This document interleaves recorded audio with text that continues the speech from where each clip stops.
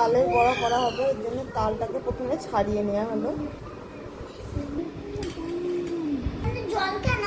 তালটাকে ঘষে নেওয়া হয়েছে, চিনি নিয়েছি, সুজি, আতপ চালের গুঁড়ো আর দুধটাকে ভালোভাবে ঘন করে জাল দিয়ে নিয়েছি।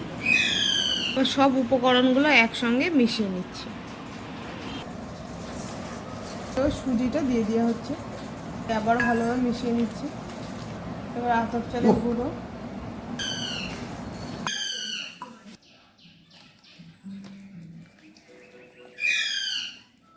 দুধটা দিয়ে দেওয়া হবে।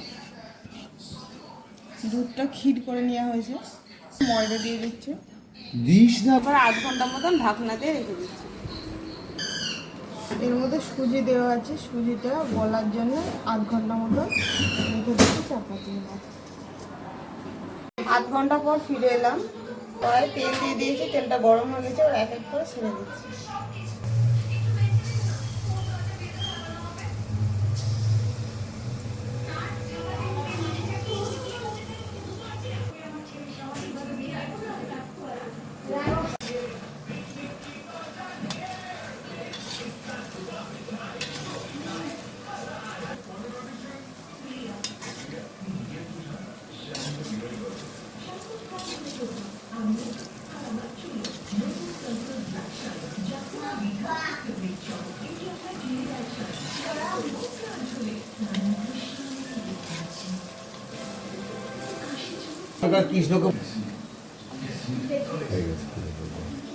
ভাজা হয়ে গেছে, এবার তুলে নিচ্ছি।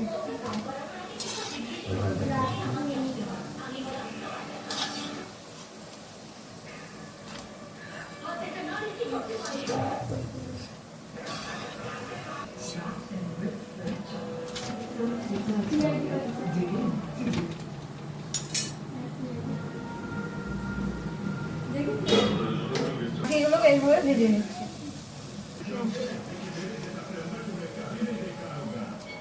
তৈরি হয়ে গেছে তালের বড়া। এটা আমি ভেঙে দেখাচ্ছি কেমন সফট হয়েছে, কেমন মুচমুচে হয়েছে খেতে।